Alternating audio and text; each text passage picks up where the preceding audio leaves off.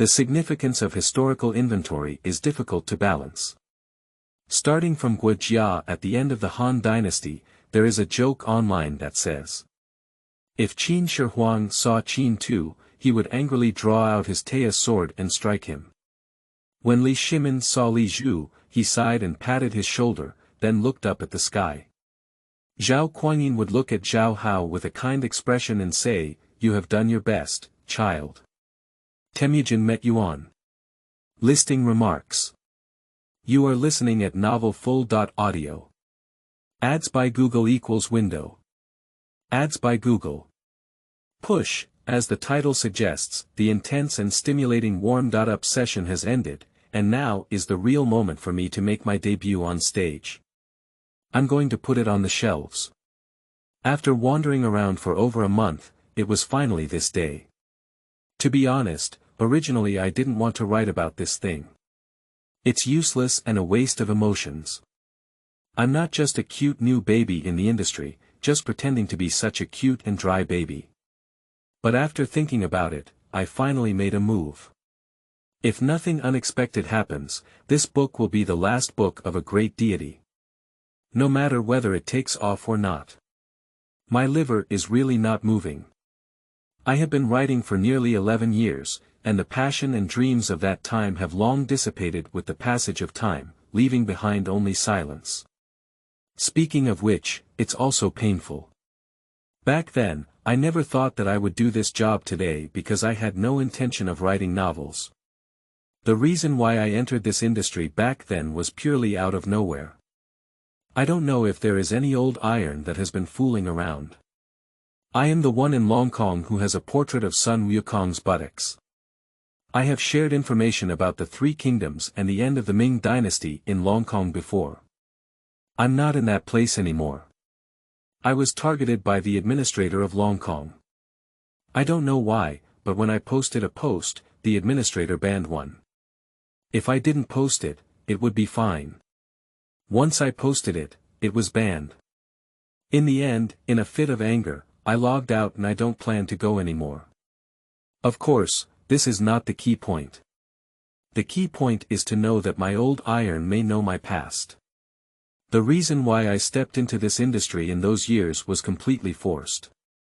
About 13 years ago, I was still in college and was about to graduate for an internship. I was studying finance and accounting at a non-mainstream vocational school in our local area. At that time, I had originally planned to go out for an internship and find a job in the second half of 2013. At that time, I even agreed with my classmates where to go and planned to go together after graduation. When I came back from vacation and was about to leave, I found out that my mother had thrombocytopenic purpura, also known as leukemia. She was afraid that I would worry, so she never told me. Later, from discovery to onset, it lasted for a whole summer vacation and 2 months before disappearing, at the age of 58. And as for me, I happened to be an old child. My mother gave birth to me when she was almost 40 years old, while my father and mother were still 9 years younger. So, when my mom left, my dad was already 67 years old. You say, in that situation, I couldn't leave my father in his 70s and 80s and go out and jump alone, could I? In the end, there was no choice but to push the agreed-upon job to find work here, but what's frustrating is that our place is a small and unremarkable city. Not to mention back then, even now, working here requires a monthly salary of 2,000 yuan and full attendance of 500 to 600 yuan.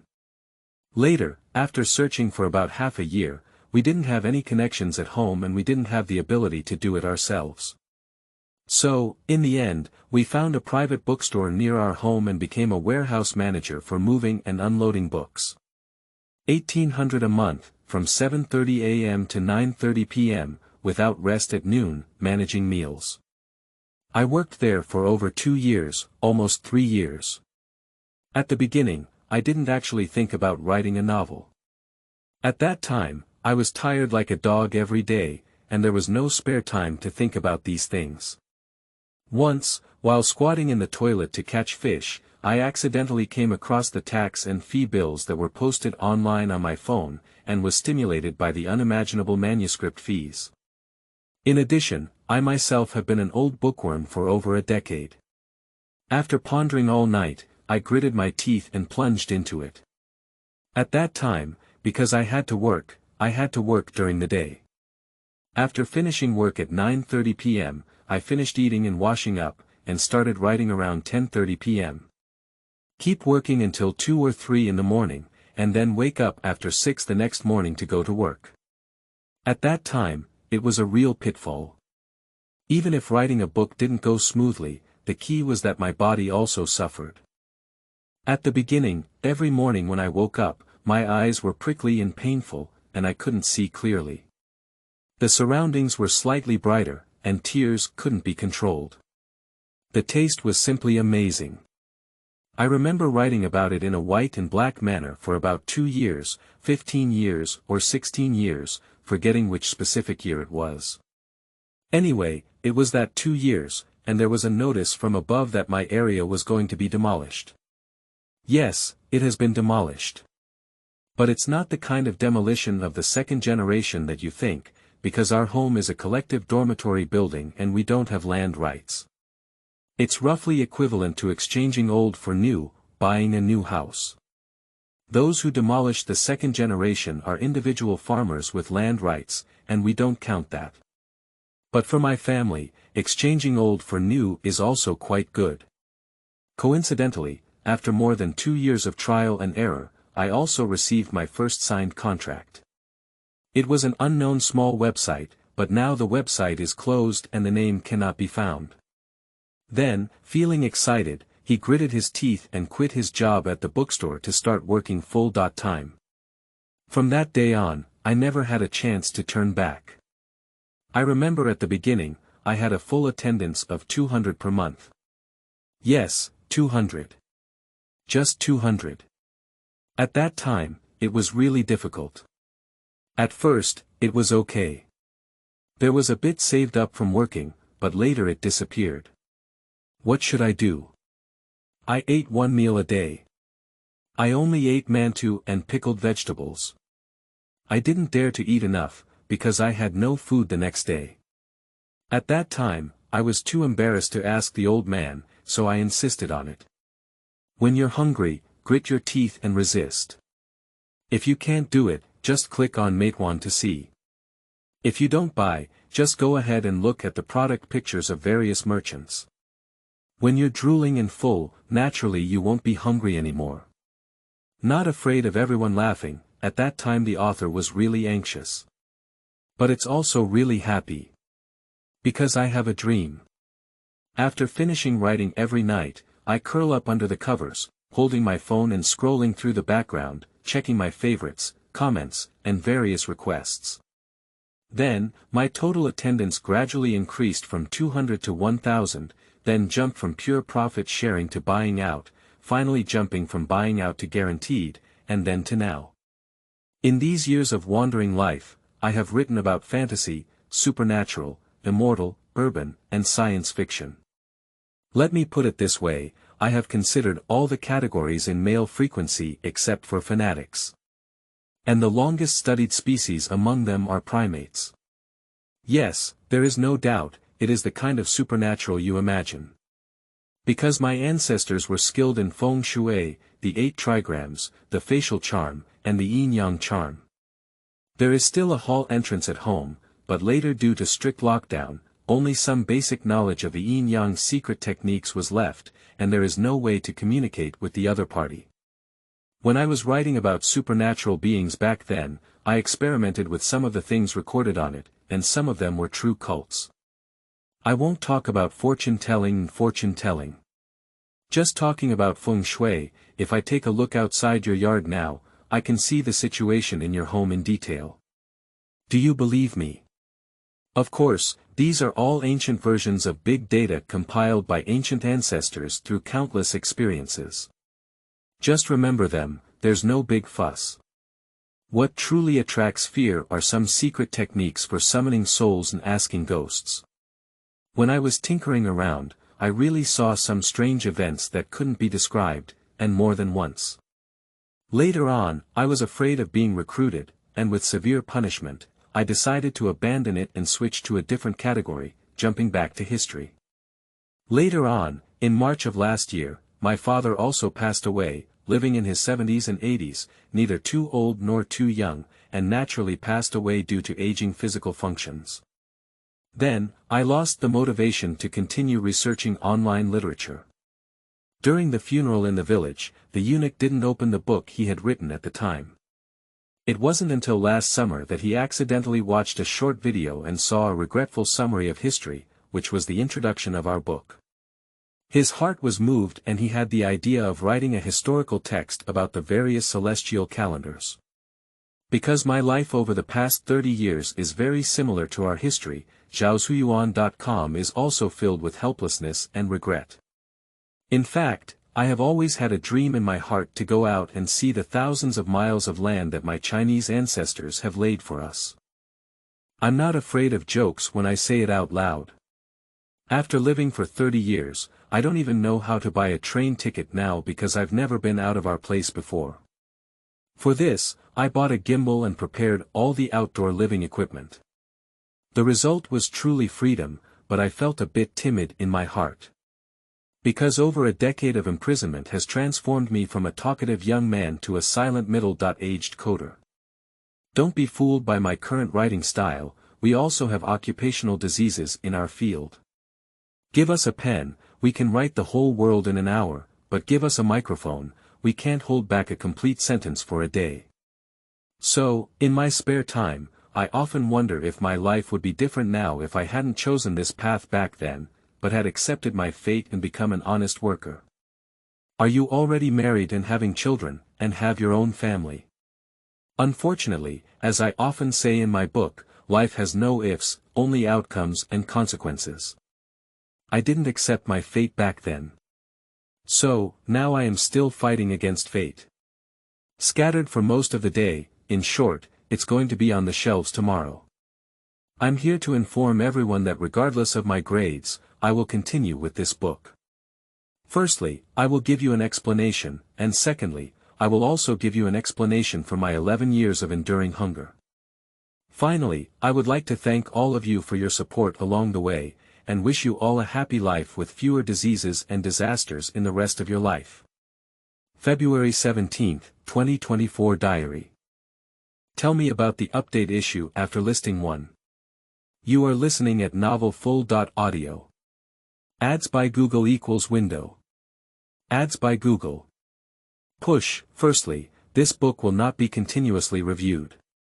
As for whether to follow the path of finding a pig's foot to travel through the heavens and interact with various emperors, or the path of directly interacting with the emperors through the light screen, I have not yet decided, but the only thing I am certain of is that it will not be continuously reviewed. Due to the significant limitations of this narrative style inventory, some specific historical events cannot be presented, resulting in a lack of excitement. Secondly, there is the issue of updating this book. As I have mentioned before, the early coverage of this book was too broad, coupled with the author's need for ideas, so updates have not been explosive. The original intention of the author was to list a more anticipated dynasty, such as the Ming Dynasty, Northern Song Dynasty, Three Kingdoms, etc., after the recommendations in the second and third stages were stopped, in order to maintain everyone's sense of anticipation.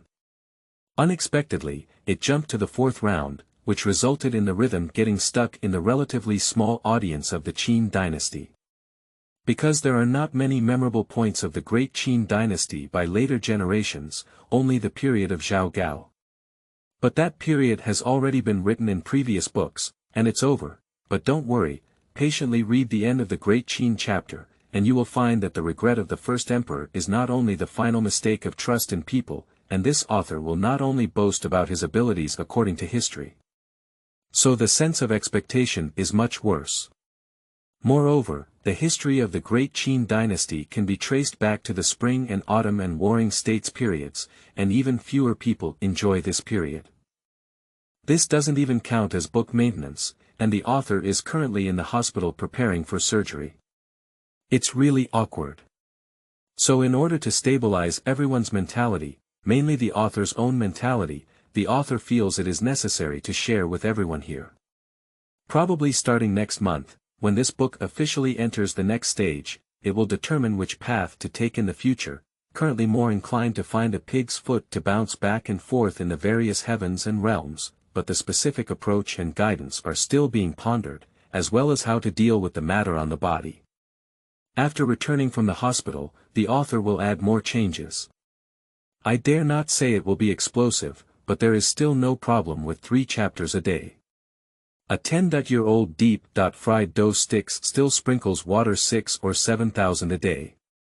It is not impossible to say 10,000. After all, we have been in the Jianghu. As for carrying the bucket and running away, rest assured that I won't run away until I finish these 3 months of full-time work.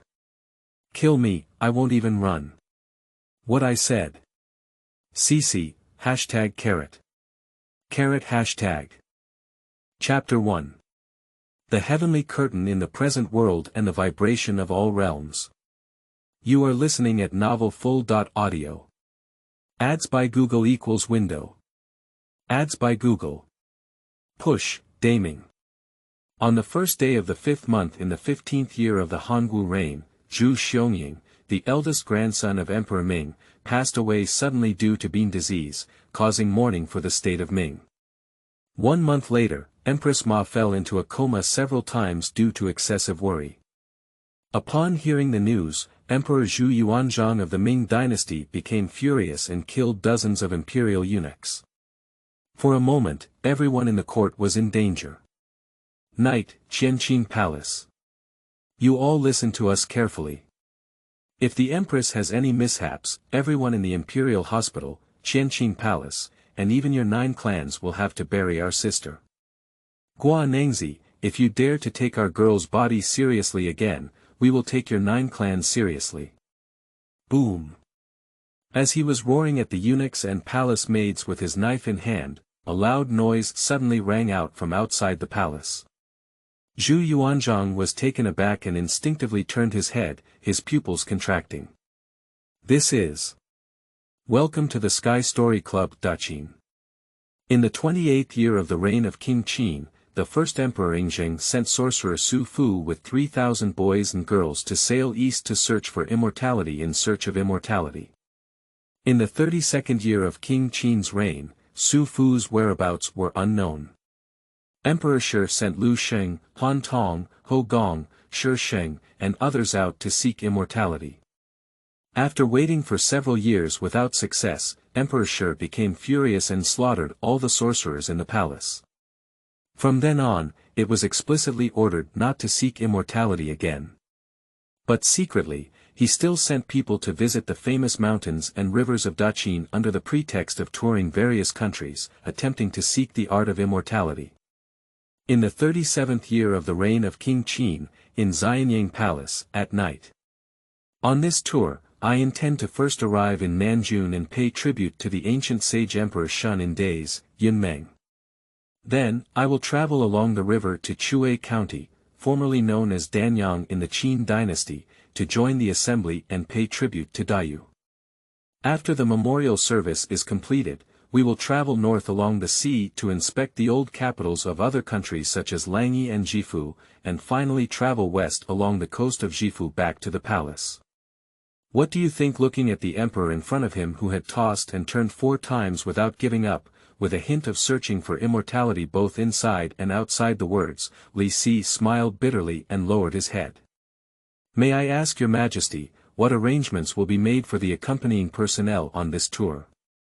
In front of him, the 49-year-old Emperor Shi pondered for a moment and was about to respond when a deafening explosion of thunder suddenly sounded outside the hall. Subconsciously, he looked up and was stunned when he saw the slowly emerging 7 colored lights in the night sky outside the hall. Welcome to the Sky Story Club Miracle. This is a miracle, Your Majesty.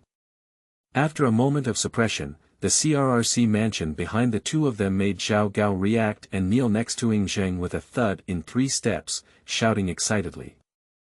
Congratulations to Your Majesty, congratulations to Your Majesty. This is a divine decree that will demonstrate your Majesty's achievements in sweeping across the 6 countries and unifying China for the eternal life of Haotian. Your Majesty, upon receiving this heavenly metaphor, must have gained the recognition of the eternal Haotian. From now on, your Majesty will be blessed by all the immortals in the heavenly court, and our great Qin will surely endure for thousands of years and eternity. At this moment, Yingzheng also regained his senses and gave him a meaningful glance upon hearing the words. He chuckled and said, "Your words are reasonable. This vision must be the result of the decree issued by Chongqing Haotian to honor my achievements. Come, take a bath, burn incense, make a tribute altar, and prepare a memorial ceremony. I will offer sacrifices to the heavens and the earth, and ask the gods to submit the Dharma for eternal life." Here. Western Han Dynasty. In the first year of the Han Dynasty, Liu Bang, the founder of Han, was granted the title of King of Han by Xiongnu, the hegemon of Western Chu. He led a total of 41 counties including Ba, Shu, and Hanzhong, with the capital of Nanjing. In the same year, Tian Rong, a descendant of Qi, was dissatisfied with Xiongnu's enfeoffment in self-reliance. Xiongnu sent troops to suppress the rebellion, and Liu Bang took the opportunity to go east to defeat Qin and surrender to the Chu general Zhang Han, taking over the land of Sanqin. In the second year of the Han Dynasty, Emperor Gaozu Liu Bang used the pretext of Xiongnu's massacre of the righteous emperor was extremely rebellious and unjust to mobilize the elite of the 3 Qins to attack Xiongfu Qin. In the 5th year of the Han Dynasty, Liu Bang, the founder of the Han Dynasty, used deceitful tactics to attack and kill Xiongnu, the hegemon of Western Chu, at the foot of Hai, marking the official establishment of the Western Han Dynasty. In the 6th year of the Han Dynasty, the Xiongnu led 100,000 iron cavalry to besiege Mai. One of the 7 major kings with different surnames in the Western Han Dynasty, Han Wangxin, rebelled against Han and surrendered to the slaves. Han Gaozu Liu Bang rose up in rebellion to suppress the rebellion. At night, in the 7th year of the Han Dynasty, there was a military camp stretching hundreds of miles outside Jinyang City in Taiyuan County. When the 2 countries are engaged in a military conflict, we should leverage our strengths and avoid our weaknesses, and take advantage of the enemy's strengths. Especially during this major defeat, we should advance and retreat in an orderly manner. Previously, Jing only saw a group of disorderly soldiers there. Not to mention the group of Xiongnu cavalry under his command that had fought with us before, none of them were found. Therefore, I believe that this must be a deliberate attempt to show weakness and lure us deeper. Therefore, I believe that we should. Boom. Looking at the terrible old man in front of him, who was holding him back from pursuing him, Liu Bang, who was annoyed by his arguments, was about to have someone fork him out when he heard a deafening explosion outside the military tent. He looked up in shock and his face changed. Zhu Tian Story Meeting. During the Western Han Dynasty, Emperor Wu of Han, Liu Che, took the throne. In the 6th year of the Yuan Shuo reign, Emperor Wu of Han, Liu Che, was dissatisfied with the Xiongnu's frequent invasion of the border. He sent Qubing, who was only 18 years old, as the captain of the Yao school, along with the general Wei Qing, to attack the Xiongnu. In this battle, Qubing led a light and brave 800 cavalry to charge nearly 1,000 miles, killing more than 2,000 enemies and capturing the grandfather of the Xiongnu, Chanyu Yiji Xie, and Chanyu's uncle, Luo Gubi. He twice achieved the best results in the entire army. After the war, Emperor Wu ceded Luyang Township in Rang County, Nanyang County, and Linzhou in Wan County to become the Champion Marquis state, and conferred the title of Champion Marquis on Qubing in recognition of his achievements. In the 2nd year of Yuan Shou, Emperor Wu appointed Qubing as the general of cavalry to launch 2 attacks against the Han Xie Wang and Xiu Tu Wang tribes in the Heshi region. In this battle, Qubing killed the Xiongnu King Zhelan and King Luho, and captured Prince Hengxi, as well as the prime minister and captain. And in the second attack, he captured the Xiongnu Chanyu Danhuan and the chieftain Tuwang, and surrendered 2,500 people below their prime ministers and captains. In these two battles, a total of over 40,000 enemies were killed before and after. The Xiongnu sang a mournful song for this. Losing my Qilian mountains has made my 6 livestock unable to thrive, losing my Yanji mountains has made my married wife colorless. In the 4th year of Yuan Shou, Emperor Wu of Han ordered Wei Qing and Hua Qubing to lead 50,000 cavalry to the northern desert to search for and annihilate the main force of the Xiongnu. Hua Qubing, with General Li Gan as his colonel, advanced more than 2,000 miles north to engage in battle with the left prince of the Xiongnu at the Gonglu River. In this battle, Hua Qubing captured 3 people including the Xiongnu Tunta king and the Han king, as well as 83 people including the general, prime minister, Dong Hu, and Du Wei. Subsequently, the person took advantage of the victory and pursued them to the Wolf Jushu mountain, where they held a ceremony of offering sacrifices to the heavens and offering sacrifices to the earth. Later, they held a ceremony of offering sacrifices to the earth and offering sacrifices to the Zen at the Guian mountain, and their troops briefly advanced towards the North Sea. In this battle, the Han army beheaded 7,443 levels, and the Xiongnu fled north. Historical records refer to this battle as Fenglang Jushu. In the 5th year of the Yuan Shou era, under the command of Hua Qubing, General Li Gan committed suicide due to his father Li Guang's embarrassment and anger when he followed General Wei Qing to hunt the Xiongnu. He harbored resentment towards Wei Qing and secretly attacked him. After learning the news, Hua Qubing executed him, which angered the Li family in Longxi. Li Guang and Li Gan were descendants of famous Qin generals Li Xian. Later, in the 6th year of Yuan Shou, when Emperor Wu of Han was preparing to launch another attack on the Xiongnu, his people, get out of here, get out of here. In the darkness, a middle-aged man wearing a crown hurried over, and as he ran all the way to a side hall in the palace, an old man with grey hair ran out of the hall and stopped him. Tell me, what's wrong with my Wei Hor? Hui, your majesty, the Grand Marshal and Cavalry General have contracted the Jia Xie, an ancient name for dysentery.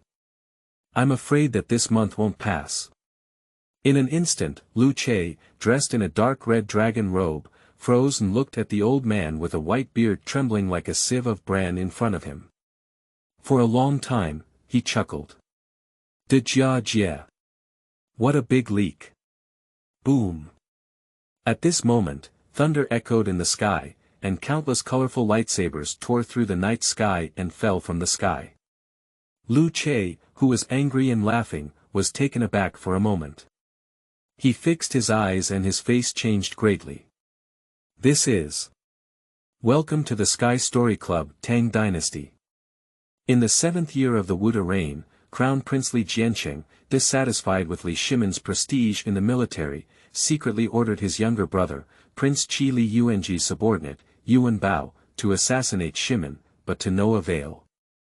Subsequently, Crown Prince Li Jianqing ordered his subordinates, General Zhu Huan, and Colonel Qiao Gongshan, to secretly collude with the governor of Qingzhou, Ong Wengan, in order to lead troops to kill Li Shimin, who followed Tang Emperor Li Yuan to the Renji Palace for summer vacation. However, they were betrayed by Zhu Huan and Qiao Gongshan. After learning the news, Li Yuan became extremely angry and appointed Prince Li Shimin of Qin as his crown prince, instructing him to lead troops to pacify Yang Wengan. However, he reneged midway, leading to a complete rupture between Prince Li Jianqing and Prince Qin Li Shimin. In the 7th year of the Wuda reign, King Li Shimin of Qin killed Yang Wengan. Crown Prince Li Jianqing took the opportunity to falsely accuse Li Shimin of plotting rebellion under the pretext of high achievements, which aroused suspicion from Emperor Tang Gaozu Li Yuan.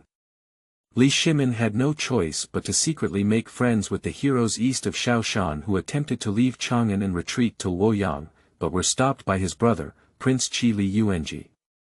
Subsequently, after Li Jianqing, Li Yuanji, and the imperial concubines kept falsely accusing Li Shimin of attempting to assassinate his father and rebel against Li Yuan. Li Shimin's relationship with Li Jianqing, Li Yuanji, and his father Li Yuan began to rapidly deteriorate.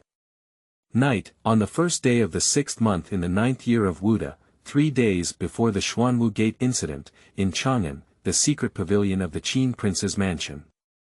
Your Highness, we can no longer reconcile with the crown prince and the Prince of Qi. Let me tell you, while we still have some troops in our hands, we can directly kill them as a pawn.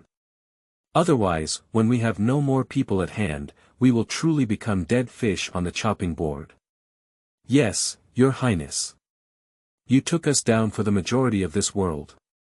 Your Majesty, sit down. I have no objection, but let Li Jianqing sit down so timidly.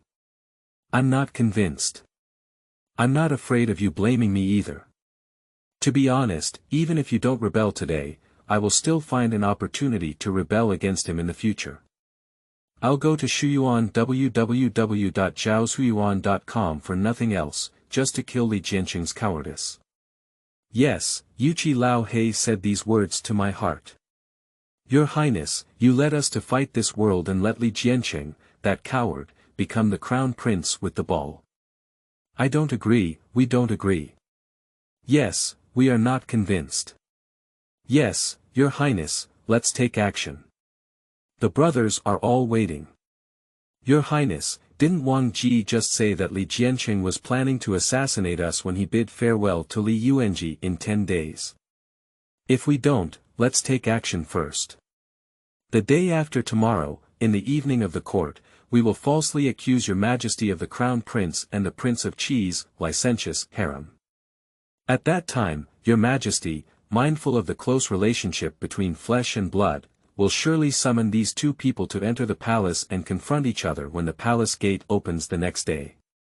We just need to lead our troops to ambush at the Xuanwu gate, which is closest to the two palace gates, and wait for them to enter the palace before ambushing them.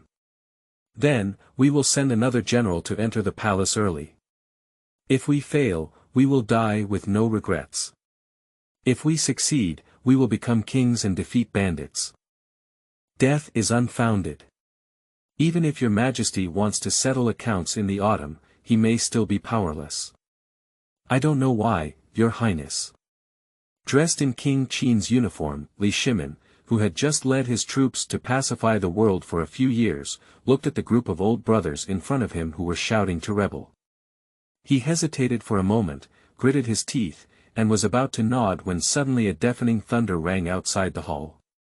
Welcome to the Sky Story Club. At this moment, many dynasties that had existed in Chinese history, such as the Eastern Han Dynasty, Western Jin Dynasty, Eastern Jin Dynasty, Southern and Northern Dynasties, Great Sui Dynasty, Mongolian Yuan Dynasty, Great Song Dynasty, Manchu Qing Dynasty, etc., simultaneously appeared with a light curtain that covered the sky and sun. And many emperors who left a heavy mark in the history of China also looked up at the sky at the moment when the light curtain appeared, either expecting, wondering, excited, shocked, or frightened, watching the vast flow of light, each in an uproar. Chapter 2, Counting the Four Great Talents in History, ranking 4th. Guicai Guo Jia. You are listening at novelfull.audio. Ads by Google equals window. Ads by Google. Push. Welcome to the Sky Story Club. The theme of this issue of the Heaven Stories Conference is to take stock of the four great talents who passed away early in history. The fourth one is Guo Jia, a genius. Guo Jia. Hey. In the late Eastern Han Dynasty, due to the reckless actions of Emperor Ling of Han, Lu Hong, coupled with severe land mergers among the people and constant natural disasters and epidemics, large-scale rebellions broke out in various regions, with the most influential being the Taiping Road led by the Zhang brothers of the Giant Deer. As the low and magnetic narration spread, the light curtains in the various celestial planes began to flow and eventually revealed three Taoist priests wearing yellow scarves. At the beginning of the Yuan dynasty in Zhongping, Zhang Jiao, the leader of the Taiping Dao who used the technique of talismans to spread the world, proclaimed himself as the General of Heaven. He, along with his younger brothers Zhang Liang, Zhang Bao, and Zhang Bao, prophesied that the heavens are dead, the yellow sky should be established, and at the age of Jia Zi, the world is in good fortune. He led hundreds of thousands of followers in the 8 provinces of Qing, Su, Yu, Ji, Jing, Yang, Yan, and Yu to rebel. Due to his wearing a yellow scarf on his head, he was known as the Yellow Turban Uprising in history. Suddenly, the scene in the light screen changed, and a map of the late Eastern Han Dynasty that was similar to that of later generations emerged. Shortly after the map appeared, densely packed blood-red dots began to appear in areas marked with the words Qing, Su, Yu, Ji, Jing, Yang, Yan, and Yu on the map. At the same time, countless human figures and shadows mixed with the hissing of war horses emerged from the map, and ultimately turned into huge waves of sound as they dispersed amidst the energetic shout of, "The heavens are dead, the yellow sky stands tall, the age is in Jia Zi, and the world is in good fortune." The voices of hope, anger, excitement, fear, determination, and despair filled the indigenous peoples of various worlds, causing their scalp to tingle. Many even collapsed in fear, including some last kings who were in turmoil. For example, Emperor Ai of Tang in the late Tang dynasty, Zhao Bing, Emperor Huizong of Song in the late Song dynasty, and during the late Ming dynasty, Emperor Ming Xizong Zhu Yujian. Is this the Yellow Turban Uprising in the late Han dynasty? Looking at the grand and tragic scene in the sky, although Zhu Yujian knew the final outcome of this turmoil, a hint of sorrow still rose in his heart at this moment. Because at this moment, his great Ming was also like the raging flames and turmoil in the sky. Unfortunately, although the Yellow Turban army led by the three brothers Zhang Jiao caught the Eastern Han court off guard in the early stages of the uprising, their main forces were scattered in Julu, Yingchuan, Nanyang, and other places, and their troops lacked combat experience. Therefore, they were quickly suppressed by Emperor Ling of Han, who had reacted. Although they were suppressed, the consequences they brought were extremely serious. In the early stages of the Yellow Turban Rebellion, Emperor Ling of Han adopted Liu Yan's suggestion to grant local military and political power to the governors who were originally only responsible for supervising various counties, and directly promoted some governors to the position of governor of the state. Although this measure is beneficial for suppressing rebellions in various regions, when the court experiences internal turmoil, the state governors and governors who hold local power can easily seize control of one side. And this evil result soon became apparent. In the 6th year of the Zhongping reign, Emperor Ling of Han passed away, and eunuch Jian Shua intended to establish Prince Liu Xia of Chenlu to follow the story of Chao Teng in the past and eliminate the He family who controlled the court. However, she was killed by Empress Dowager He, who was in charge of the palace, and the general He Jin, who was in charge of the court's external affairs, in a joint effort. Afterwards, Emperor Shao of Han, Liu Bianxuan, succeeded to the throne, and the siblings of the He family also engaged in internal strife due to their close relationship and distance at that time. He Jin attempted to eliminate the 10 constant attendants led by Zhang Rang and his half-sister Empress Dowager He, and completely controlled the court by following the story of Liang Ji. For this reason, the person secretly ordered Dong Zhuo from Liangzhou and Ding Yuan from Bingzhou to lead troops to reinforce, but this action caused a backlash from his half-sister, He Shi. Before Dong Zhuo's army arrived in Luoyang, they teamed up with eunuchs to trap and kill him in the Chengde Hall. As he spoke, the flickering scene in the light curtain froze at the moment when a middle-aged man with a white face and no need for hair was wielding a knife and chopping wildly at a burly humanoid flesh mountain, and finally lifting a round and rolling head and laughing wildly in the sky. Unfortunately, the He family was ignorant and only knew the power of palace struggle, without calming the hearts of the people. In addition, at that time, the scholars all over the world had long resented eunuchs due to the disaster of early party imprisonment. So after learning that He Jin had been killed, Yuan Shao conspired with He Jin to assassinate Zhang Rang and others. In order to avoid being purged by He Jin in the future, he led his army to blood-wash the imperial city on the day of He Jin's death, thinking that He Jin was seeking revenge. This palace coup resulted in thousands of deaths and injuries, leaving the entire inner court empty. At this point, the dispute between relatives and eunuchs that had plagued the Eastern Han dynasty for hundreds of years came to an end.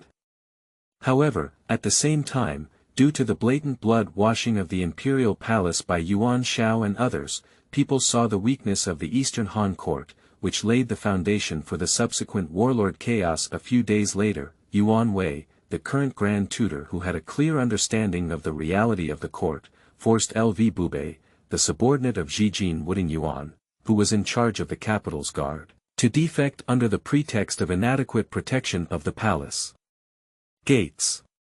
Afterwards, he himself used the name of his former benefactor to persuade Dong Zhuo, who had been ordered by Jin to enter the capital and serve as a loyal prince, and used his military power to oppress generals such as Lu Ji, Yuan Shao, and Cao Cao who had previously held military power, forcing them to resign and flee Luoyang. Finally, relying on his military power, he deposed Han Shaodi and appointed Lu Xia as emperor, attempting to emulate Wang Mang's story of occupying the magpie's nest. Unfortunately, as he was not the head of the Yuan family, his position as the head of the Yuan family was a stroke of luck, which led to the hidden aspirations of various aristocratic families in the world towards him. In the second year after he deposed the emperor, the prefect of Dongjun, Xiao Mao, was persuaded by his nephew, Yuan Shao, who was the legitimate successor of the Yuan family, to issue proclamations to various regions under the name of the three princes of the capital. More than 10 people, including Yuan Shu, the successor to the Southern Yang rear general at the time, Han Fu, the governor of Jizhou, Kong Qian, the governor of Yuzhou, Lu Dai, the governor of Yenzhou, Zhang Miao, the governor of Chenlu, Yuan Yi, the governor of Shanyang, Bao Xian, the governor of Jibei, Zhang Chao, the governor of Guangling, Sun Jian, the governor of Changsha, the marquis of Wucheng, and Yuan Shao himself, who was also the governor of Bohai, rebelled from various places. Under the pretext of Dong Zhuo Wudao and Guangfu Han Shi. Dong Zhuo, the disciple under his command who relied on him, saw that the crowd was in great power and took the initiative to poison Emperor Han Shaodi Lu Bian. After killing him all over the house as a sign of submission, he ran to Chang'an with Lu Xie. After learning that Yuan Wei had been completely executed, the Canto United Army, mainly led by Yuan Shao, approached Shuyuan www.zhaoshuyuan.com and believed that the enemy had been eliminated. They no longer advanced westward to Qin Huang, but instead began to attack each other on their own side. From this moment on, the Eastern Han Dynasty was in name only and in reality, completely opening up the trend of fierce competition among warlords for nearly a century at the end of the Eastern Han Dynasty in the 12th year of Jianan, Jizhou, Yecheng.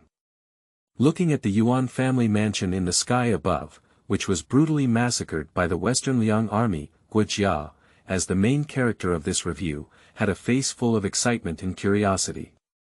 Although he is a contemporary insider, his identity back then was too low to have any exposure to these things, so he was not clear about their origins and only knew the final outcome. Now, he suddenly heard these unknown secrets and was caught off guard. Lord, back then, the palace affairs were indeed as the heavenly curtain said. It was Yuan Wei who led behind the scenes, and Dong Zhuo was just an involuntary sword. In front of him, the real experienced Cao Cao did not respond, but instead looked at the slowly changing scenes in the light curtain above his head with a complex expression. Xiandi, Shaodi, He Sui Gao, He Jin, Jian Shua, Zhang Rang, Dong Zhongying, Dong Zhua, Lv Fengxian, Lv Bu, Ben Chu, Yuan Shao, watching these deceased friends flash past one by one, a hint of nostalgia appeared on old Chao's face. However, a moment later, the remembrance on his face was solemnly suppressed. Filial piety, according to the words of the heavenly curtain, you may die young in the future. Now that the heavenly curtain has come to you, you must not be careless. In the opinion of Lord Nai, it is better for you to drink less and have fun in the future. Guo Longzi, who was staring at him for gossip in front of him, was taken aback for a moment. He immediately smiled and frowned, making a strange face at him. He then picked up the wine gourd that never left his waist and looked up to take a bite. After finishing the drink, he lay on the ground in a big character shape, crossed his legs, and hummed a small tune, making old Chao look both sad and amused. Chapter 3, Old Chao passively dies in society. You are listening at novelfull.audio. Ads by Google = window. Ads by Google. Push. After warlords in various regions began to attack each other and develop their own forces, the initiator of the alliance, Yuan Shao, also began his layout. Yuan Shao, originally from Ruyang, Runan, was born to the former head of the Yuan family in Runan, Yuan Feng, and a maid. Later, he was adopted by his father Yuan Feng to his younger brother Yuan Cheng. After his adoptive father Yuan Cheng passed away, he returned to the Yuan family and recognized his ancestors again. But at this time, the position of the head of the Yuan family had already fallen into the hands of his younger brother Yuan Wei due to the sudden death of his biological father Yuan Feng, and no longer belonged to his lineage. Therefore, his appearance put Yuan Wei, who was then the head of the Yuan family, in an awkward situation in the massacre of the palace in the 6th year of Zhongping. Due to the sudden death of He Jin, Yuan Shao planned to use his death to massacre the He family's lineage, and took the opportunity to support Liu Bian to control the court through the story of Liang Ji, in order to regain the sovereignty and resources of his own family. During the massacre, Yuan Shao was obstructed by his uncle Yuan Wei in secret, causing the young emperor Liu Bian and Liu Xia, who was then the king of Qianlu, to escape from the palace. As a result, the two fell into the hands of Dongzhuo, an old benefactor who was secretly controlled by Yuan Wei. Despite openly listening to He Jin's name afterwards, Yuan Shao realized something was wrong and fled to Bohai overnight. With the assistance of the governor of Dongjun, Xiao Mao, he launched a grand purge of the Yuan family's Yuan Wei lineage. Unfortunately, he was lenient on the outside but cautious on the inside, superficial and lacking in ability. He was good at empty talk but lacked substantive talent.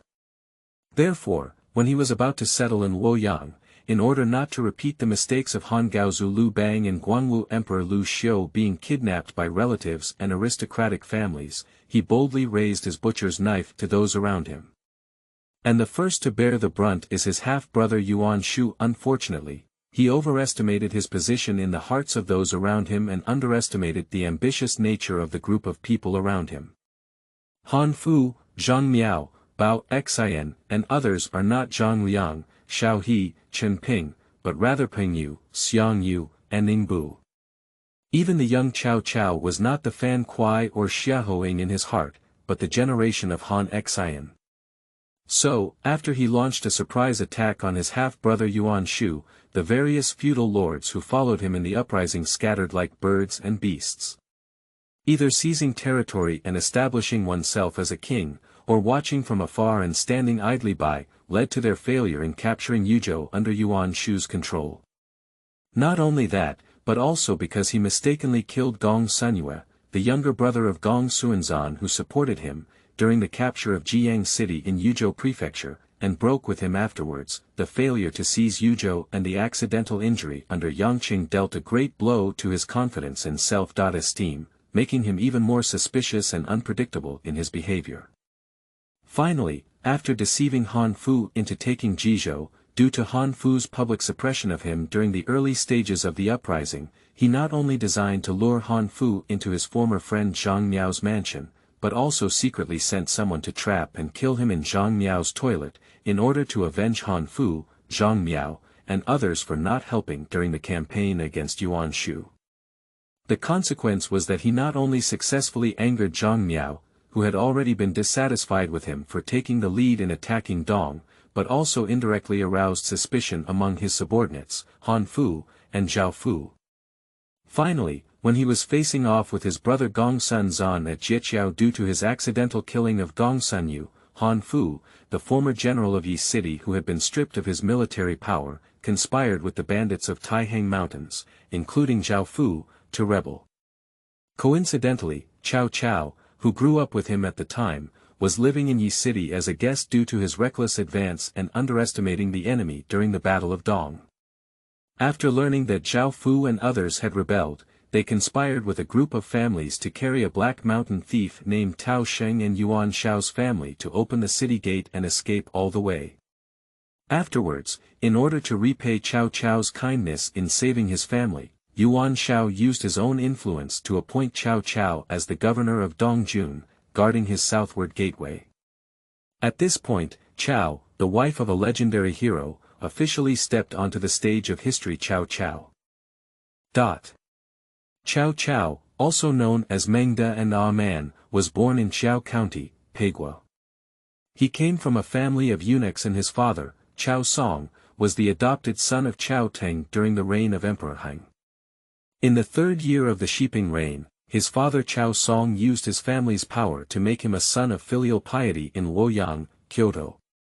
However, due to inaction, someone used a cane to kill the uncle of the powerful eunuch Jian Shua, Qin II, who was next to the Emperor Ling, and he was transferred to Duanqiu County Magistrate. In the first year of Guanghe, he was implicated and dismissed from his official position due to the collusion between Zhongchang attendant Wang Fu and palace consort He Shi in framing his close friend Song Qi's sister, Empress Song. In the third year of the Guanghe reign, Cao Cao was re-summoned and appointed as a counselor by the court under the operation of the Cao family's legacy network. In the first year of Zhongping, the Yellow Turban Uprising broke out, and Cao Cao was appointed as the cavalry captain. He led his army, along with General Huang Fu Song and others, to defeat the Yellow Turban Army in Yingchuan. The following year, he was transferred to the position of Prime Minister of Jinan for his meritorious service, but resigned due to his unwillingness to conspire with the governor of Jizhou, Wang Fun, Nanyang Su Yu, and others to depose Emperor Ling. He later voluntarily exposed this matter in exchange for Emperor Ling's trust. It was precisely because of this treacherous surrender that he was completely accepted by Emperor Ling and appointed as the Jianzhuan colonel among the 8 colonel when Emperor Ling established the West Garden 8 colonel in the 5th year of Zhongping. Looking at the scene flashing through the light curtain with a pale face, Cao Cao's underwear was stripped off and his belly was turned upside down, causing people all over the world to see through. The corners of his mouth twitched wildly. That is to say, there is nothing he can do about the miracle. Otherwise, at this moment, he would strike a sword at the light curtain above his head. This kind of thing can also be casually mentioned to the outside world. And it's still in front of the whole world. Zhong. At this moment, Lao Chao, who died passively and in front of all the people in the world, had the heart to commit suicide. In the 6th year of Zhongping, after the great change of the imperial palace, Cao Cao fled all the way back to his hometown, Qiao County, to try to rescue his second concubine, Bian, and his second son, Cao Pai, who were left in Luoyang. However, his father, Cao Song, looked down on him and drove him out of the house on the grounds that his family didn't have enough money when he talked with his father about recruiting. And just as he was worried about the fate of his wife and children in Luoyang, his friend Zhang Miao, who almost killed him in the future, was appointed as the prefect of Qianlu by Dong Zhuo for bribing Dong Zhuo for meritorious service. After learning the news, he had no choice but to join Zhang Miao with a group of childhood brothers, hoping that Zhang Miao would send troops to help him rescue his lost wife and children in Luoyang. And his friend did not disappoint him either. With the help of the other party's secret matchmaking, he successfully hooked up with the wealthy Wei Zi of Xiangyi and raised a force of about 5,000 soldiers. Unfortunately, when the feudal lords attacked Dong, they were eager to save their wives upon hearing about the westward migration of Luoyang. They were ambushed and defeated by Su Rong, a general under Dong Zhuo's command, in the Bianshui area of Xinjiang. After the defeat, this person became dependent on Yuan Shao's command until Zhao Fu and others rebelled. It was only under Yuan Shao's arrangement that he became the governor of Dongjun and used Yuan Shao's hand to redeem his wife and children who were under Dong Zhuo's control. In the 3rd year of Quping, the Yellow Turban of Qingzhou gathered to attack Yenzhou in the south. However, the governor of Yenzhou, Lu Dai, led his troops to block the attack but was killed on the spot. The prime minister of Jibei, Bao Xian, and others were defeated and sought help from Yuan Shao. At that time, Yuan Shao was entangled with Gongsun Zan at Jieqiao and couldn't get rid of him. He appointed Cao Cao, who was then the governor of Dongjun, as the governor of Yenzhou to guard against the enemy. After Cao Cao took office, he joined forces with Bao Xian to attack Huang Jin and defeated him at the cost of more than half of his own casualties, resulting in a surrender of over 1 million yuan. Subsequently, This person used this as a basis and gathered his elite to form an army, leaping to become the #1 general under Yuan Shao's command. Unfortunately, just as his career was thriving, one of his highly valued advisors, Guicai, passed away due to illness. In addition to feeling sad, the person wrote a letter to Sun Yu, a forgotten friend who was living under Yuan Shao and had served Emperor Ling together, seeking talent. After Sun Yu, who had served as a palace guard by the side of Emperor Ling, received the letter, he recommended his friend Guo Jia to Cao Cao. At this point, this ruthless historical genius has officially stepped onto the stage of history and unleashed his talents on the colorful white cloth of history.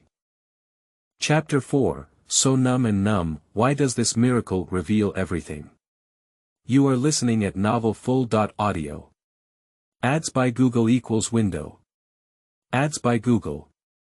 Push, Guo Jia, also known as Feng Shao, was from Yangzhai, Yinchuan and had few ambitions. In the first year of Jianan, he was recommended by his friend Sun Yu to join Cao Cao's army.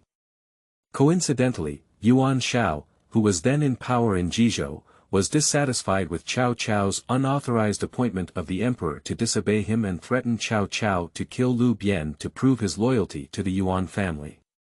At that time, Cao Cao wanted to surrender the head of the emperor according to Yuan Shao's order because of the huge disparity in strength between the two sides, but was blocked by Guo Jia's proposal of 10 wins and 10 losses. The radiance flowed and the sky transformed.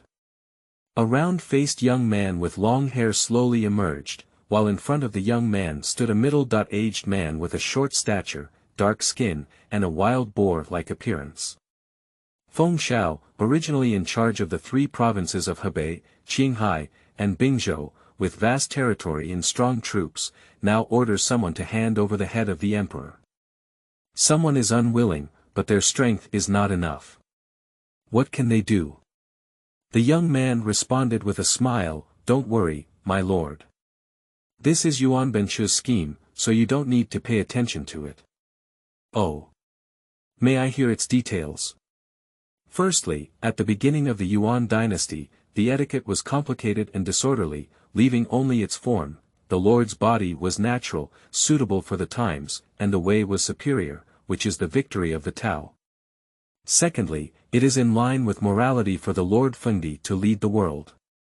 On the other hand, Yuan Benchu used cunning tactics to deceive Jizhou and named it the governor, but in reality, he was a national thief. This is a victory of righteousness. Thirdly, Jia believed that the court should be strict rather than lenient, just like a mountain of military orders that should be prohibited. However, Yuan Shao used leniency to aid leniency, which is the way to cause chaos. On the other hand, my lord, correcting it with ferocity and understanding the system from top to bottom, understanding the proper techniques and regulations, and establishing the separation of public and private, is the way to achieve victory. Fourthly, while Yuan Benchu appeared lenient, he actually harbored a deep aversion towards favoritism and suppressed non-ethnic individuals from various angles. On the other hand, the Lord undoubtedly employs people who are only suitable for their abilities, regardless of distance or proximity, and is appointed by their subordinates. This is the ultimate victory. Fifthly, Yuan Benchu harbored a deep hatred towards the vassals who were attacking Dong, leading to a lack of strategy in the face of the situation, suspicion of apprenticeship, and a hesitant attitude towards the future.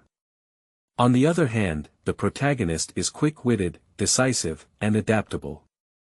Although there have been minor defeats, he is still able to seize the opportunity and make decisive decisions, which is a strategy for victory.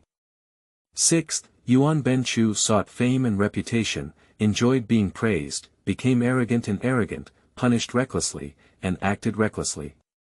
On the other hand, the Lord treats scholars with sincerity, not with vanity or beauty. He promises punishment and rewards, and is generous with those who have made contributions. Those who have made mistakes are not harsh. This is the victory of virtue. Seventh, Yuan Benchu harbored the benevolence of women, and when he saw people starving, he showed compassion to them, but turned a blind eye to places beyond his sight. This was a short-sighted appearance. On the other hand, my lord may have neglected the small things in front of him, but he has done everything he can to help the great things in the world. His kindness is universal, and this is the victory of benevolence. 8. Yuan Ben was initially misled by slander and was overjoyed by his achievements. However, the Lord was able to discern right from wrong, and his subordinates were guided by the Tao. This is the victory of Ming. The 9th point is that Yuan Ben Chu did not distinguish right from wrong, was biased in listening and believing, and the Lord approached him with courtesy and humbly accepted advice. This is Wen Sheng. 10th, Yuan Ben Chu's use of military force was often seen as a false situation, without knowing the importance of the troops. However, the Lord used his troops as if they were divine, and his soldiers relied on him. This is known as military victory. Finally, and most importantly, Yuan Ben Chu fell out with Gongsun Zan of Yuzhou over his support for Lu Yu, and was subsequently attacked by him under the pretext of killing his younger brother. If he were to raise his army and head south at this time, Gong Xuanzan, who had a blood feud with him, would definitely take the opportunity to unite with the Lord. At that time, the Lord will use the name of the emperor in his hand to exempt the Taihang Mountains from the crime of bandits, and then correct the name of Gongsun Zan as the governor of Yuzhou. In such a situation, does the person dare to move? Therefore, Jia concluded that this was Yuan Ben Chu's scheme. Although his words were harsh, his actions were bound to be weak. If Jia's expectations are not bad, he will first engage in battle with Gongsun Zan to prevent Gongsun Zan from teaming up with the Lord to launch a pincer attack. Secondly, once Gongsun Zan dies, Yuzhou falls into his hands. With the friendship between the Yuan family and other ethnic groups such as Xianbei, he not only has no worries about future troubles, but also can borrow troops to move south with the barbarians. So, in Jia's foolish opinion, his words should not be ignored by the Lord. We should take advantage of his northern expedition against Gongsun Zan and his eastern expedition against Lu Bu, looking at the same picture in the light curtain as in memory. The prodigal son Guo, lying on the ground with his legs crossed, couldn't help looking sideways to his side. Coincidentally, old Chao, who was muttering something due to his passive social death, turned around. With their eyes facing each other, the two of them smiled knowingly. Subsequently, in the 3rd year of Jianan, Guo Jia joined forces with Cao Cao to attack Lv Bu, who was occupying Shuzhou, under the pretext of offering wine as a military advisor. At that time, the Cao army besieged Lu Bu in Shipi for half a year but achieved nothing. Cao Cao was about to give up, but was advised by Guo Jia to launch a rapid attack by Xiang Yu, who said, "Those who are brave but have no plans, if their energy weakens, they will soon be defeated." At the end of Qin and the beginning of Han and Yuan dynasties, Xianyang Palace. Just as Xiang Yu overthrew the feudal lords of the Qin dynasty and proclaimed himself the hegemon of the Western Chu, he looked at the words flashing through the light curtain with a hint of anger on his face. Have courage but no strategy. Lonely. What a numb skin. Looking around, he picked up the strong bow hanging on the side and prepared to shoot an arrow towards the sky, but it stopped in an instant when he opened the bow. Then, staring at the constantly changing screen of light, he snorted coldly, and his expression was somewhat unnatural as he lowered his hard bow. The attendants around saw the situation and knelt down one after another, leaving the entire palace completely silent. Cao Cao acted according to his plan, besieging while breaching the embankment and flooding Shepi. Later, Shepi was conquered and Lv Bu was killed in the 5th year of Jianan. Cao Cao decided to attack Liu Bei, who had taken control of Xiaopei, in order to avoid being attacked in the future when fighting against Yuan Shao. At that time, Gongsun Zan of Yuzhou had already died, and Yuan Shao had already settled in northern Yuzhou. He was carrying a large army to confront Cao Cao at Guandu. The generals were all afraid that Yuan Shao would take the opportunity to attack Shidu when they were attacking Liu Bei. It was still Guo Jia who made a statement and concluded that Yuan Shao's indecisiveness would miss a good opportunity to persuade Cao Cao to go south. Cao Cao followed his words and actions, and in the end, as expected, Liu Bei was defeated and forced to flee, his wife was captured, and the general Guan Yu was arrested. However, Yuan Shao never sent troops from beginning to end. But unexpected circumstances arose. Just as Cao Cao was cleaning up the aftermath and preparing to have a showdown with Yuan Shao at Guandu, an unexpected news arrived at Chao's camp. Sun Jian's descendants, who had already taken control of Jiangdong and established themselves, were preparing to launch a surprise attack on Shudu. At this point, Cao Cao had already confronted Yuan Shao and was at a disadvantage, unable to deploy any more troops to defend Sudu. At this time of turmoil, this historical genius utilized his meticulous insight and terrifying control over the human heart to begin his unpredictable layout. Firstly, his men secretly infiltrated the major aristocratic families in Jiangdong who were killed by Sun Tzu's ruthless methods and were frightened. They searched the Shuyuan website www.zhaoshuyuan.com under the pretext of Sun Tzu's bloodthirsty lifestyle to incite the rejection and dissatisfaction of the major aristocratic families in Jiangdong toward Sun Tzu.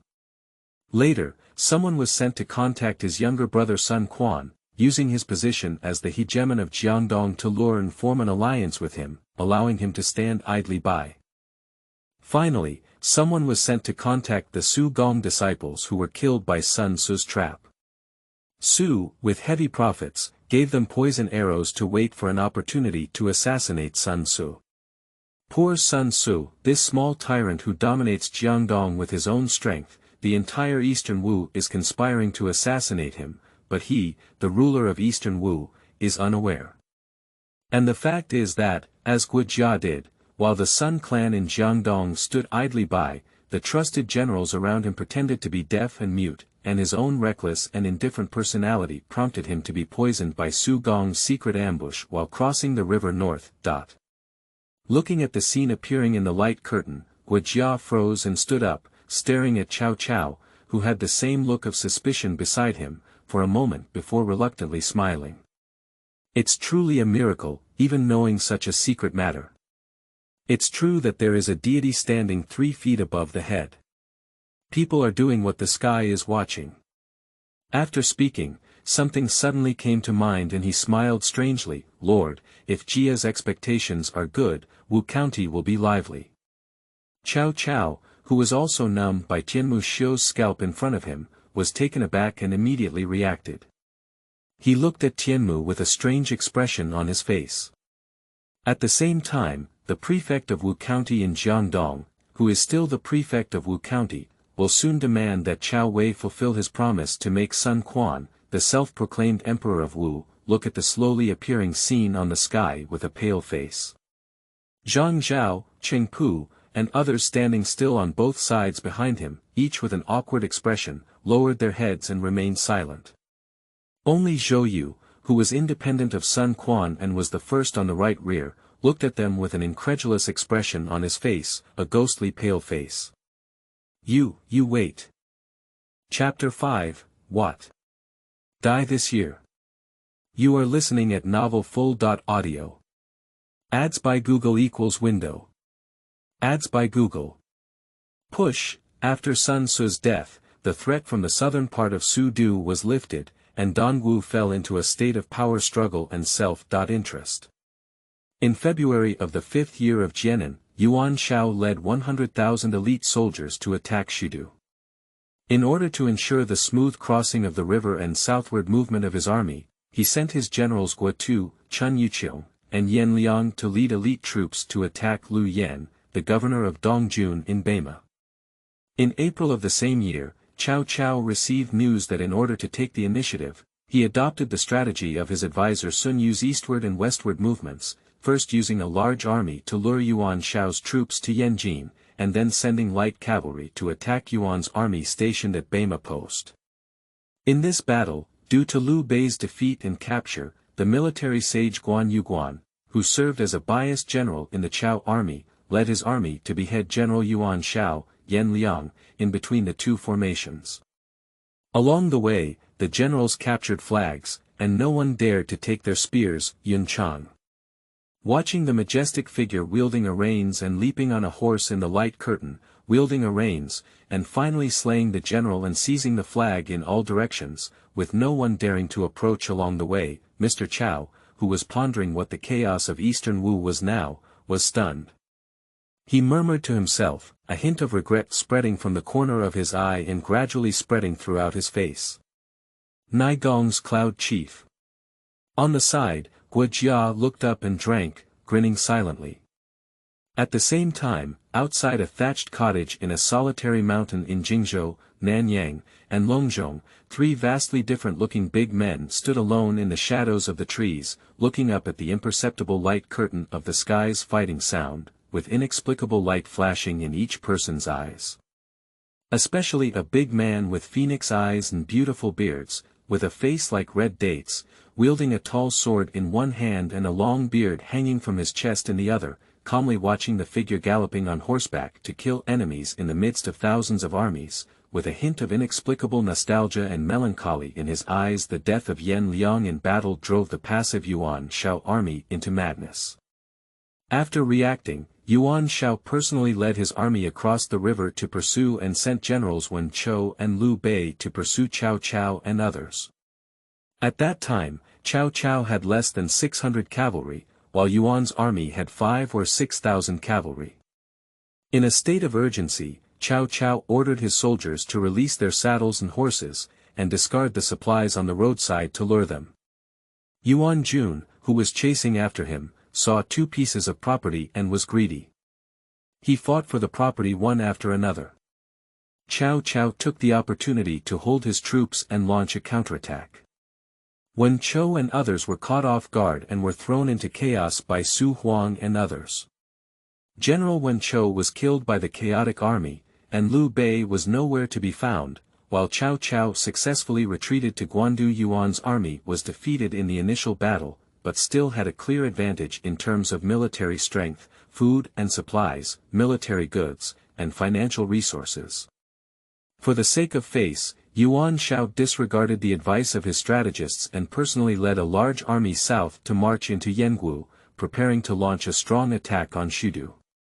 The two sides held a stalemate at Guandu for 3 months. Just as Cao Cao was preparing to retreat to Shudu due to a shortage of soldiers and food, Su Yu, a strategist under Yuan Shao's command, secretly defected to Cao Cao for fear of being pursued by his family in Yi City. He also informed Cao Cao of the place where Yuan Shao's army stopped producing grain and grass. Cao Cao took advantage of the opportunity to launch a surprise attack on the place where Yuan's army's provisions were stationed in Wuchao. He executed the grain-defending general Chen Yuqiong, burned and looted countless provisions. Zhang He and Gao Lan, the generals under Yuan Shao's command, were forced to surrender to Cao Cao due to the slander of Guo Tu, a close retainer of Yuan Shao. Their surrender directly caused the morale of Yuan Shao's army to waver, leading to the automatic collapse of the army a few days later.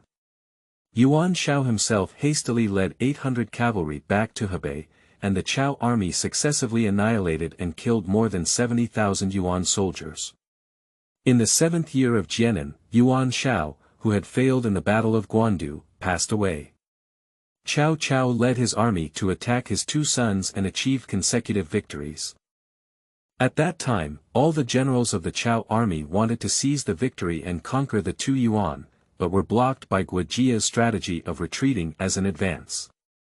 Guo Jia speculated that Yuan Tan, the eldest son of Yuan Shao, harbored resentment towards his younger brother Yuan Shang due to Yuan Shao's favoritism towards his younger brother Yuan Shang during his lifetime. He suggested withdrawing troops and observing the situation in order to reap the benefits of the fishermen.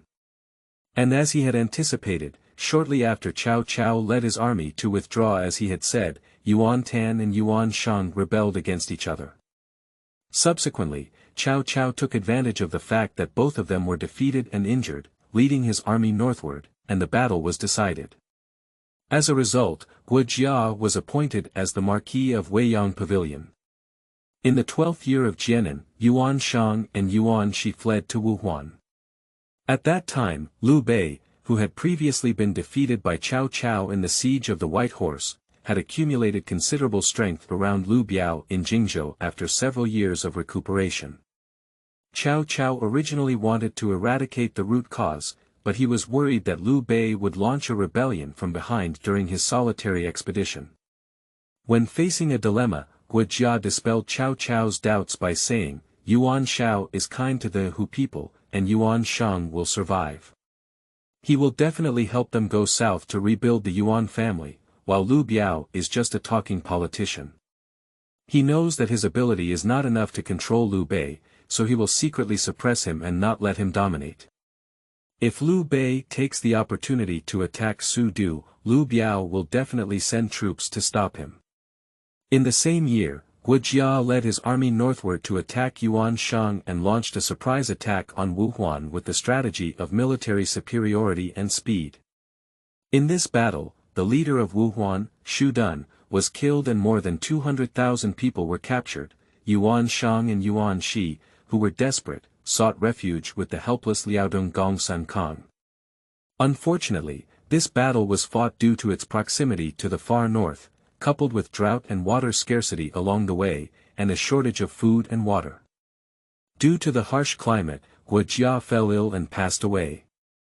At the age of only 38, this year. Looking at the frozen images and numbers in the light screen, Cao Cao's face instantly turned pale, while Guo Jia, who was lying on the ground again swaying and hanging around, also stiffened.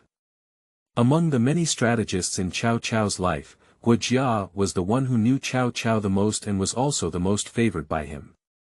Not only do the two of them often walk in the same car and sit in the same seat, but in the highly strict military management of the Cao camp, Guo Jia has many unconventional behaviors. However, in the eyes of Cao Cao, who favored him, he became an extraordinary person and should not be restrained by common sense. Throughout his years of military service, Cao Cao always kept Guo Jia by his side in case of unexpected events. Guo Jia never let him down, and he never miscalculated in any major military or national affairs, which can be said to be a last resort. In this regard, Cao Cao himself had unlimited hopes for this younger generation, who was several decades younger than him, and secretly planned to entrust him with the important tasks of governing the country after pacifying the world. It's a pity that fate is not taken away. However, what no one knows is that his death not only indirectly affected the Red Cliff battle after Cao Cao unified China, but also led to a significant turning point in Chinese history. If he didn't die, with his alertness, he would never let Cao Cao be burned down by Sun Lu when he went south to the Red Cliff. At that time, the Battle of Red Cliffs is likely to be another ending. And with Cao Cao's love for the martial god Guan Eryi is likely not to be tragically attacked by the Dongwu rat generation and die, resulting in a separation of his body. Moreover, his close friend Sun Yu, if he were alive, perhaps he would not end up feeling lonely just because he was in the Cao camp and his heart was in the Han. Unfortunately, history has no ifs, only outcomes and consequences. He's dead. Died before the Great Fire in the 13th year of Jianan. So, in the Battle of Red Cliffs, Cao Cao suffered a crushing defeat, and Sun Lu took the opportunity to control the Yangtze River and cede control of half of the country in the southwest. The second master of Wuxingguan carelessly lost Jingzhou and was beheaded by a young boy named Lv Meng from Jiangdong, resulting in a tragic ending of 2 corpses. Sun Wenrua, a loyal minister of the great Han Dynasty, went on a hunger strike and committed suicide when Cao Cao advanced to become king, resulting in a tragic fate of lifelong misjudgment.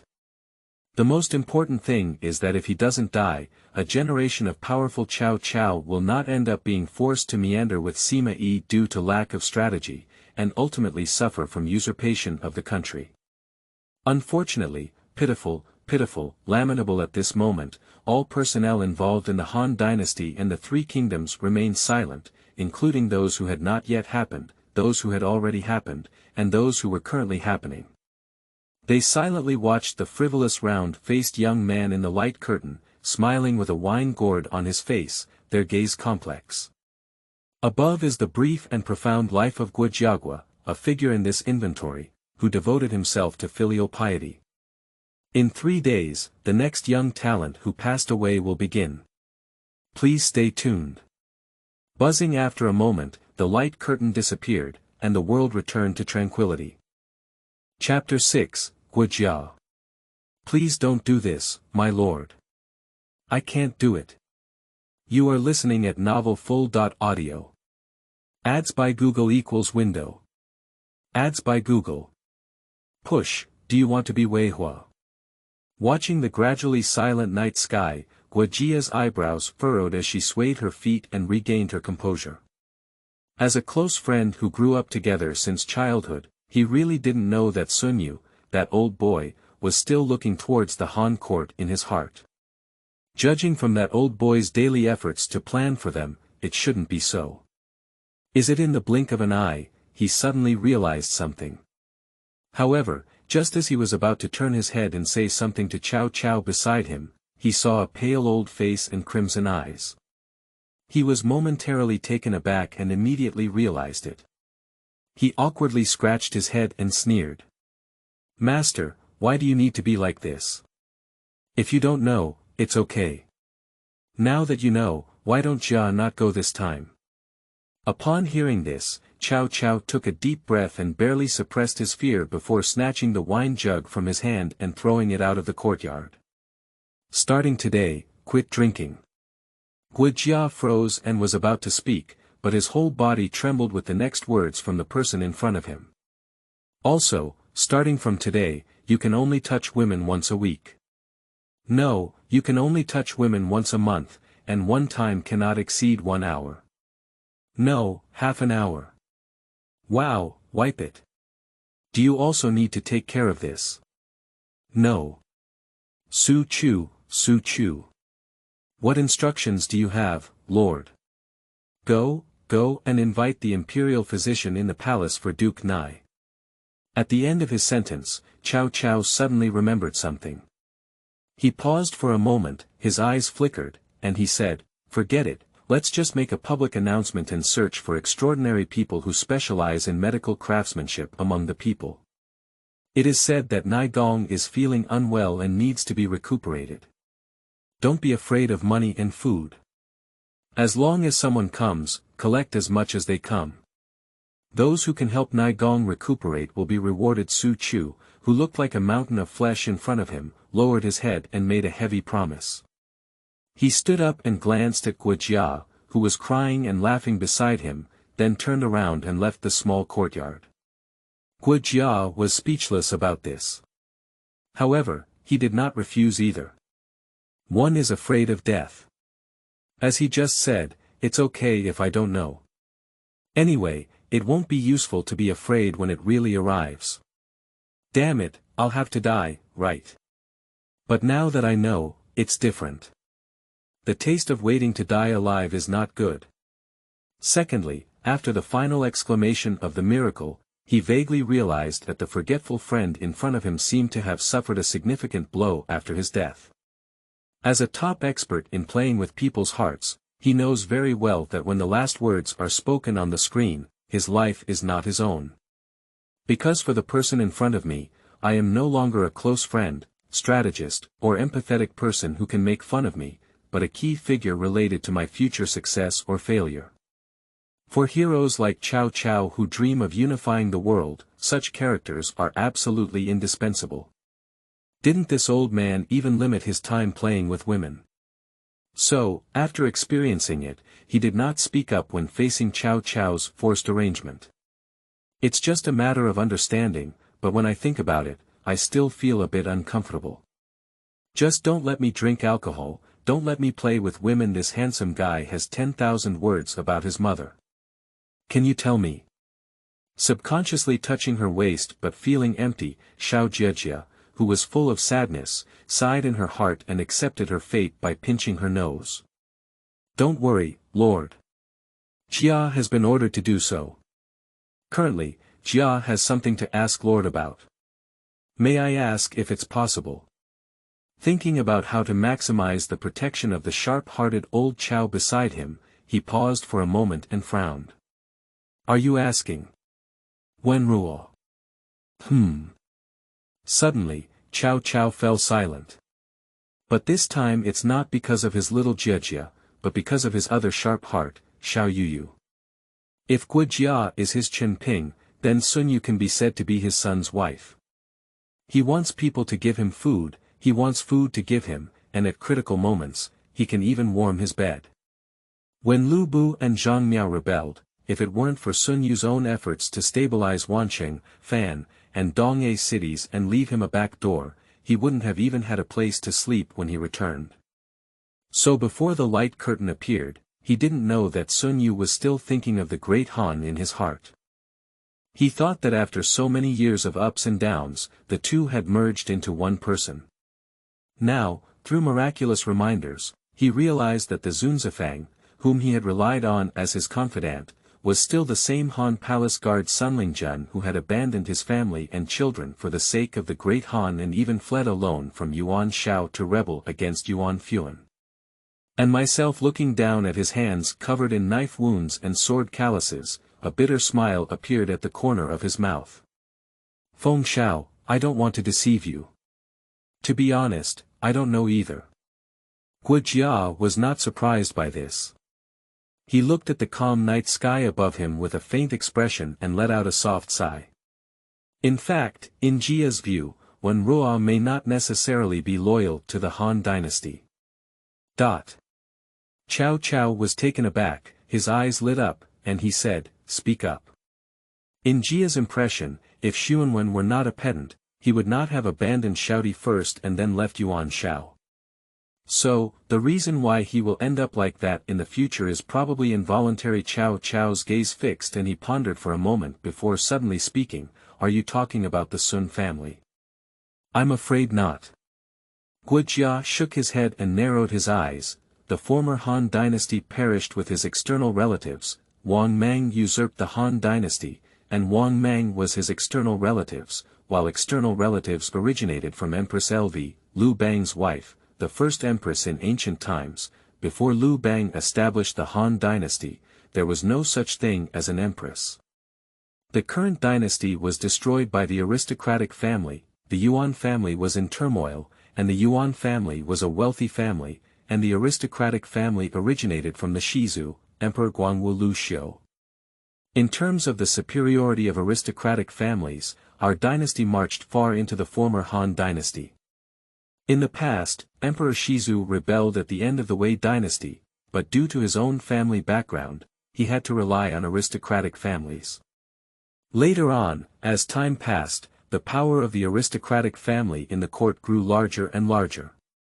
When Emperor Shizu reacted and prepared to take action, it was already too late. So, in our dynasty, there was a situation where the emperor and aristocratic families shared the world, and there emerged wealthy clans such as the Yang family of Hongnon and the Yuan family of Runan. Nowadays, with the decline of the court and the great power of the lord, this has nothing to do with the sons of aristocratic families. After all, changing dynasties is no longer uncommon, it's just a matter of coming and going. But unfortunately, the Lord is kind to the people and powerful to the officials, which invisibly touches the interests of many aristocratic families. Ordinary small aristocratic families are just fine. Even if you are lucky enough to climb up to the high branch of the Lord in the Shuyuan www.zhaoshuyuan.com, they still lack the foundation to become successful. But the Sun clan is different. The Sun clan was originally a prominent clan in Yingchuan, serving as officials for several generations in this dynasty and possessing their own cultural heritage. In addition, Sun Wenrua has been following the rise of the Lord's power and has repeatedly made remarkable achievements. His clan uncle Sun Yu also served under the Lord's command. A talented actor, and so on all come from his recommendation. According to common sense, when the Lord ascends to power, what should the Sun family behind him do? At that time, not to mention the Yuan and Yang clans in Runan, but even the Chao clan may not be able to suppress them. This is one of them.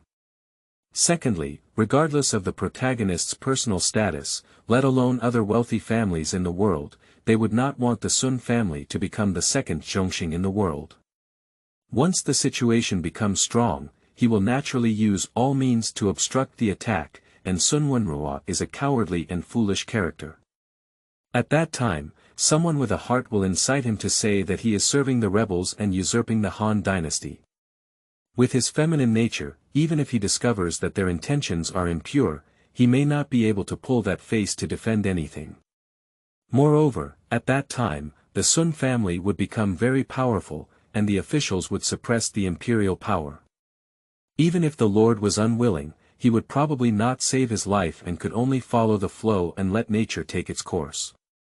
So, his future hunger strike in the light curtain may not be protesting with the protagonist, but rather protesting with the invisible hands behind him pushing him into the pit of fire, only cursing and being carried away by the protagonist, that's his mother. In an instant, old Chow, who understood the reason behind it, exploded. His red eyes angrily cursed at the pitch-black night around him, not knowing who he was cursing. At the same time, not far from the Prime Minister's mansion, Sun Yu, who was over 40 years old, stared blankly at the place where the sky curtain had disappeared, and his mind was filled with complex thoughts of himself, who had previously disappeared with a flash of light. Chapter 7, Third Place. Champion Ho Hua Qubing. You are listening at novelfull.audio. Ads by Google equals window. Ads by Google. Push, in the 15th year of the Hongwu reign of the Ming Dynasty, it was located in Yingtian Prefecture and Cunning Palace. Night. I didn't expect this Guo Jia to be so powerful. We always thought he was just an ordinary strategist. But if all the miracles are true, and if Guo Jia did not die in the 12th year of Jianan, then the outcome of the Battle of Red Cliff is really hard to say. Watching the place where the sky's light curtain disappeared, Zhu Yuanzhang murmured thoughtfully. Cao Cao knows. He also knew about the Battle of Red Cliffs. Guo Jia also has an impression. But not familiar. After all, the history books are too thick. It's good to remember some major events. How can we remember so many people? However, after half an hour of explanation by the light curtain before and now, although he did not receive any treatment for his own wife, nor did he perform any miracles, it made him no longer have a vague understanding of Guo Jia, which can be considered a conversation. Heavy 8. While pondering, a call came from behind, and when I turned around, my face lit up with joy. Sister, are you awake? Sheba, what was that noise just now? It's so noisy. Looking at the haggard person beside his pillow in front of him, Zhu Yuanzhang could no longer ponder the past of 1,000 years. Instead, he took a deep breath and smiled softly with his red eyes. Sister, you don't know. Just now you fainted, and we were so scared that we didn't know what to do. Suddenly, a light curtain appeared in the sky, not only with voices, but also revealing events and people from the Three Kingdoms period thousands of years ago. We think this is because the heavens heard our prayers and gave us divine orders to advise us on how to cure you. Empress Ma was dumbfounded, opening her mouth to say something, but her face suddenly changed. She pushed Zhu Yuanzhang away from her and lay on the edge of the bed, coughing violently. In no time, she suddenly spat out a mouthful of thick phlegm with blood streaks, which frightened Zhu Yuanzhang in front of her and instantly turned pale. What's wrong with you, girl? Don't scare us, girl. The Imperial Physician. The Imperial Physician. Your Majesty. The Qin, in the early 37th year of the reign of King Qin, was located in Xianyang Palace. Having already bathed and changed clothes, Yingzheng stood respectfully on a square-shaped jade altar wearing a black Taoist robe. His arms were wide open, embracing the sun and moon, and he stared blankly at the place where the light curtain had disappeared above his head, feeling extremely disappointed. Is that all? I have already set up my posture, can you show me this? Where is my immortal method? What about my art of longevity? Could you please give me some tips? However, in the late Eastern Han Dynasty, it seems that my great Qin has not been immortal. I don't know how many lifetimes it has been passed down, judging from the clothing and appearance of those people in the miracle, as well as the layout of the palace. It seems that they are not much different from my great Qin. Thinking about the scene that appeared in the previous light screen, Emperor Shi, who held his hands high and swung his poos, felt somewhat embarrassed and lost in thought. Behind him, Li Si and others in the same attire looked at each other, pouting their buttocks and lying on the ground, afraid to move. In the Western Han Dynasty, at the beginning of the 7th year of the Han Dynasty, in a military camp outside the city of Jinyang. Eastern Han Dynasty. It sounds like it's related to Nai Gong's great man. Scratching his buttocks, Han Gaozu Lu Bang, who was about to go to the battlefield to witness historical miracles, fell into contemplation. In front of him, Fan Kuai, Lu Jing, and others, who had been arguing about whether to pursue the Xiongnu or not, looked at each other in silence. That's it, 3 days later. On the evening of the 4th day of the 6th month in the 9th year of the Wuda reign of the Tang dynasty, after the Xuanwu Gate incident, in Chang'an, in the main hall of the Taiji Palace. Welcome to the Sky Story Club. The theme of this issue of the Heaven Stories Conference is counting the 4 great heroes in history who passed away early. The 3rd place is the champion Hohua Qubing Li Shimin, who was covered in a bloody aura and standing with a knife on his shoulder in the main hall, looked at the slow display of the sky's light curtain, and a hint of brilliance flashed in his eyes. Champion Ho. Behind him, Li Yuan, who had just experienced the palace snatching incident, looked at him with an ironclad face and an undisguised anger in his eyes. On both sides of the hall, the civil and military ministers lowered their heads and remained silent. At the same time, in the early March of the 6th year of Yuan in the Western Han Dynasty, in Chang'an, there was the Western Palace, Weiyang Palace. Emperor Wu of Han, Lu Che, was disappointed that the miracle 3 days ago did not yield a way to save his own guard Hui'er. He suddenly looked up at the sky. After seeing the gradually frozen image of the character in the slowly unfolding giant light curtain, his body began to tremble violently. Wei Huo. It's my Wei Huo. Heavenly health is a constant source of self-improvement, the terrain is a load of virtue. In that era that was so ancient that it was impossible to record with numbers, a group of primitive humans who were not fully clothed once lived on the land of China. A deep white voice rang out, and the light curtain began to change. Countless savages dressed in animal skins and drinking blood appeared in the light curtain. They were running, howling, and using rudimentary weapons to chase a group of strange beasts in groups. Some even chased naked, and the pitch-black and shiny 00 under their crotch was clearly imprinted in the sky of all worlds under the projection of the light curtain, leaving countless people stunned. They feed on animals, wear skin as clothing, drink blood from their fur, and sleep in the open. They do not know what food and clothing are, nor do they know what the rulers and ministers do later on. As they continued to reproduce, more and more ancient savages lived on this land, but the food available for their survival decreased as they continued to reproduce. In the end, in order to survive, they began to unite and hunt down the beasts that were several times larger than them. In this way, after a long evolution, many primitive tribes with surnames, bloodlines, and habits emerged on the land of China. They take the changes of heaven and earth as their surname, the sun, moon, mountains, and rivers as their totems, and attack and merge with each other. Finally, after a major alliance, 12 tribes residing in the Yellow River basin of the Central Plains, including the Si, Yuhu, Yunnan, Shengui, Tongcheng, Bao, Fei, Qi, Zheng, Xian, Ming, and Jingguan, formed an alliance, agreeing to unite and protect the Yellow River basin together, guarding and assisting each other subsequently. With the passage of time, after several generations of reproduction and power struggles, the Si clan and the son of the third alliance leader, Siki, took advantage of the prestige and popular support accumulated by their father during his flood control to defeat the fourth alliance monarch, Boyi, designated by his father before his death, and seize the position of alliance leader. Go to Shuyuan www.zhaoshuyuan.com. After pacifying the Yohu clan who were dissatisfied with his son's succession to the throne, they officially changed the name of Si to Xia, changed the alliance to the Xia dynasty, and changed the title of Bo, who was specifically referred to as the leader of the alliance, to Ho, calling themselves Xia Hoqi. From then on, the Xia dynasty was officially established, and the abdication system became a thing of the past, and the world began in the first year of the Shang dynasty. At the end of the Xia dynasty, the king, Lu Gui, engaged in military warfare and was not good at the people due to his great achievements.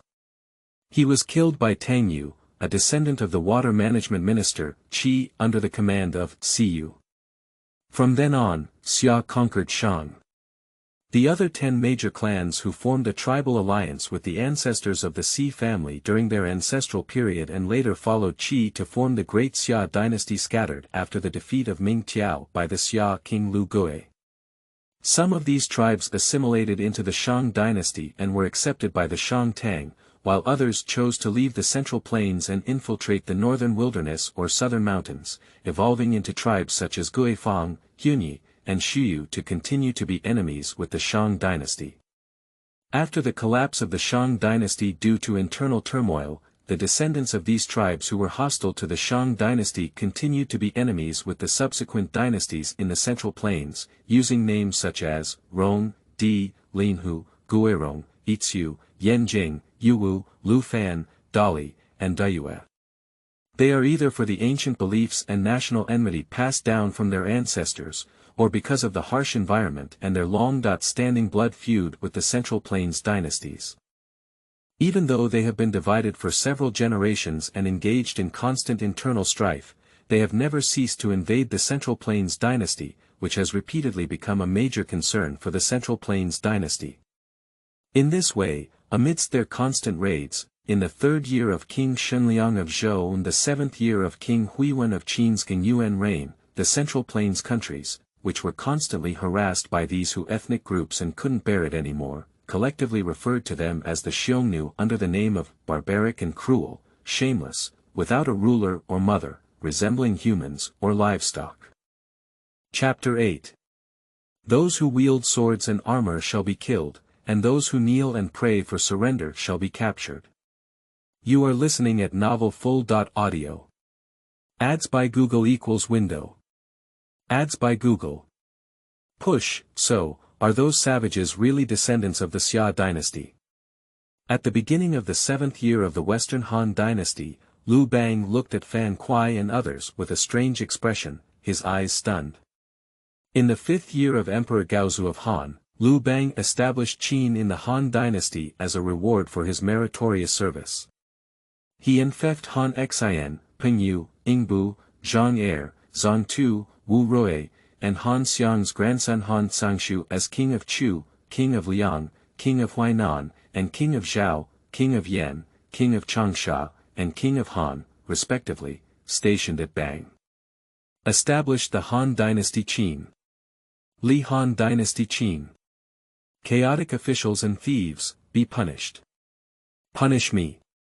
After pulling out a short sword from his pocket and cutting off the beams and pillars in front of him, he suddenly heard his own family being destroyed and became furious. The great emperor glared fiercely at the figure flashing in the sky above, with a strong murderous intent flashing in his eyes. Someone. Pass on my decree and quickly find Lu Bang, Han Xian, and others. Please provide me with their surname, ancestral home, clan territory, and people to investigate. Whether capturing Lu Bang himself or Lu Bang's ancestors alive, anyone who provides clues to this thief will be rewarded with 10,000 gold and granted the title of Marquis Che. Identify the remaining rebels and bestow titles upon them. Here. Behind him, Li Si frowned and muttered to himself, Lu. It seems that there is no surname Lu among the remaining sins of the 6 kingdoms, right? Is it a foreign surname?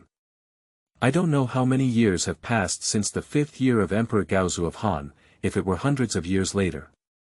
Thinking of this, Li Si smiled bitterly and shook his head. How about checking it out? In September of the 6th year of Emperor Gao of Han, the Xiongnu led troops to attack Taiyuan and besieged Han Wangxin in Mai. Han Wangxin was defeated, surrendered to the slaves, and joined forces with the slaves to attack Han in the south. At the beginning of the 7th year of Emperor Gaudi of Han, Lu Bang personally led more than 300,000 troops to attack Han Wang Xian at Tongxi, and then defeated his alliance with the Xiongnu in Jinyang. But due to his disregard for the enemy and reckless advance, Liu Bang was besieged by modern Chanyu with 400,000 elite cavalry at Baidang Mountain. In a state of desperation, Liu Bang adopted Chen Ping's plan and bribed the Xiongnu clan, promising to marry their daughter and marry them before the siege could be lifted. At this point, the Xiongnu, who had been defeated by Li Mu of Zhao and Meng Tian of Qin and fled north for a while, began to rise in the northwest wasteland and officially became a major threat to the western Han Dynasty waste. Looking at Liu Bang, who was timid and made peace with the Xiongnu in the light curtain, and sent his son and daughter to the other party, Shi Di, who was already angry at hearing about the fall of Qin, directly cursed. At the same time, Liu Bang, who lived in the 7th year of the Han Dynasty, also blushed as he looked at himself bowing to the Xiongnu in the light curtain, his eyes turning red. Stop, go, give the order to Nai Gong and order the army to temporarily suspend their march. Here. In the spring of the 6th year of Emperor Wen of Han Dynasty, he died in a rash manner. Ji Kanji was named as Shanyu. Emperor Wen of Han Dynasty sent his royal daughters as princesses to the Huns. In the 5th year of Emperor Jing of Han, Princess Han married the Xiongnu.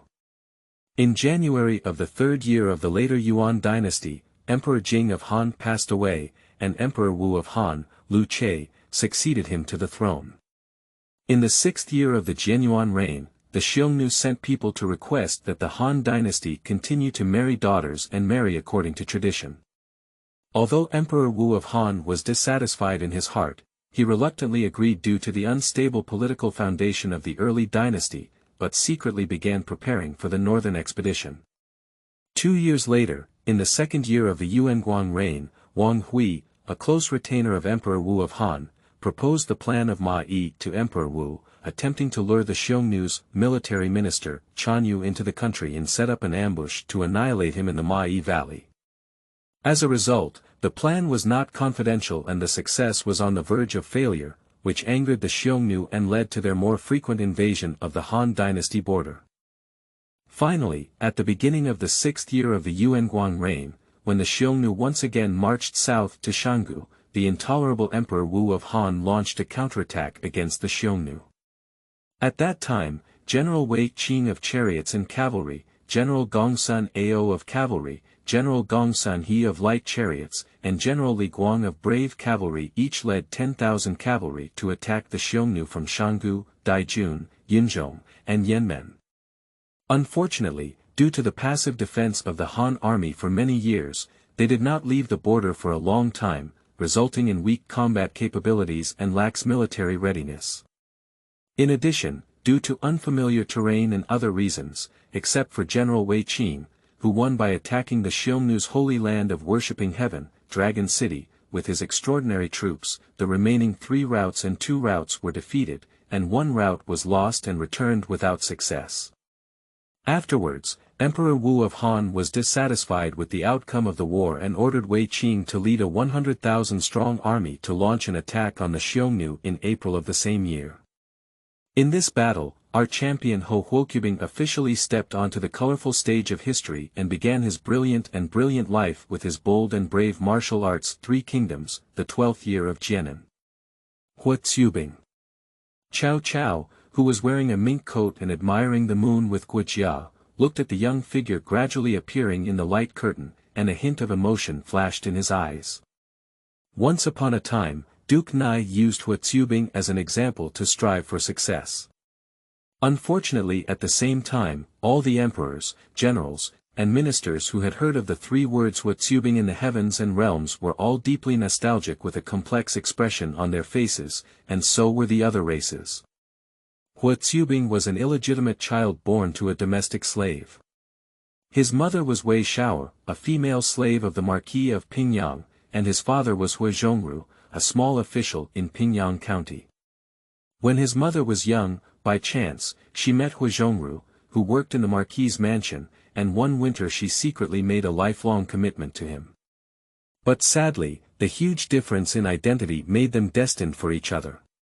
When Qubing was born, his biological father Hui Zhongru had already returned to Pingyang County. Therefore, This young arrogant son never knew who his biological father was until he became famous all over the world and finally recognized him under the guidance of Emperor Wu of Han Lu-che. In the second year of the Jianyuan era, Wei Shao'er's sister Wei Zifu was fortunate enough to visit Emperor Wu of Han Lu-che and went to the Shuyuan website www.zhaoshuyuan.com. In the first year of the Yuan Shua era, Wei Zifu was enthroned as the empress by Emperor Wu of Han due to his son Li Zhu. As a result, Qubing became known to Emperor Wu of Han Lu-che. Subsequently, with the blessing of his own talent in horseback riding and archery, he gradually became the right-hand man of Emperor Wu and was entrusted by him as his confidant. In the sixth year of the Yuan Shua era, due to the sinking of the broken Jian in the sand during the previous four-way attack, Emperor Wu ordered Wei Qin, who had only been captured, to be the Grand General. His attendant Qubing was appointed as the captain of the plagiarism Yao school, and he led a total of 100,000 iron cavalry into the desert to conquer. After receiving the edict, General Wei Qin was granted the title of 800 brave warriors by Qubing. Subsequently, at the age of only 18, Qubing, along with 800 light warriors around him, abandoned the army for hundreds of miles and went deep into the desert to attack the Xiongnu alone. The scene changes, with a sword eyebrow and tiger eyes, and a heroic young general named Jumping Horse appearing in the light curtain of the heavens.